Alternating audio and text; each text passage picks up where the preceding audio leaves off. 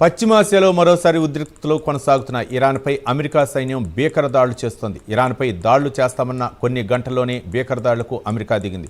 Tehran లక్ష్యంగా US central command దాడులు చేస్తోంది. క్షిపణులు, డ్రోన్లతో ఇరాన్లోని కీలక లక్ష్యాలపై అమెరికా దాడులు చేస్తోంది. ఇరాన్ దూకుడుకు సమాధానంగానే ఈ దాడులు చేశామని అమెరికా సైన్యం ప్రకటించింది. మరోవైపు ట్రంప్ కీలక వ్యాఖ్యలు చేశారు. హర్ముజ్ జలసంధి ద్వారా 10 కోట్ల బ్యారెళ్ల చమురు తరలించామని, హర్ముజ్ ద్వారా 200 నౌకలు సురక్షితంగా తరలించామన్నారు. ఇటు హర్ముజ్ జలసంధిని ఇరాన్ మూసివేసింది. తాజాగా అమెరికా దాడులతో హర్ముజ్ మూసివేసినట్లు ఇరాన్ ప్రకటించింది. తమ హెచ్చరికలు పక్కన పెట్టి హర్ముజ్ దాటితే దాడులు తప్పువని స్పష్టం చేసింది ఇరాన్.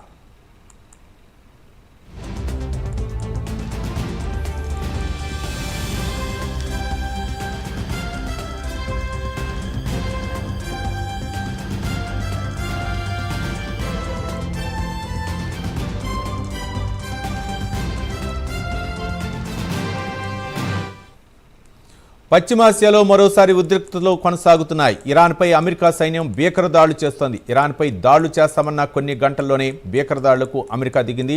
టెహ్రాన్ లక్ష్యంగా యుఎస్ సెంట్రల్ కమాండ్ దాడులు చేస్తోంది. క్షిపణులు, డ్రోన్లతో ఇరాన్లోని కీలక లక్ష్యాలపై అమెరికా దాడులు చేస్తోంది. ఇరాన్ దూకుడుకు సమాధానంగానే ఈ దాడులు చేశామని అమెరికా సైన్యం ప్రకటించింది. మరోవైపు ట్రంప్ కీలక వ్యాఖ్యలు చేశారు. హర్ముజ్ జలసంధి ద్వారా 10 కోట్ల బ్యారెళ్ల చమురు తరలించామని, హర్ముజ్ ద్వారా 200 నౌకలు సురక్షితంగా తరలించామన్నారు. ఇటు హర్ముజ్ జలసంధిని ఇరాన్ మూసివేసింది. తాజాగా అమెరికా దాడులతో హర్ముజ్ మూసివేసినట్లు ఇరాన్ ప్రకటించింది. తమ హెచ్చరికలు పక్కన పెట్టి హర్ముజ్ దాటితే దాడులు తప్పువని స్పష్టం చేసింది ఇరాన్.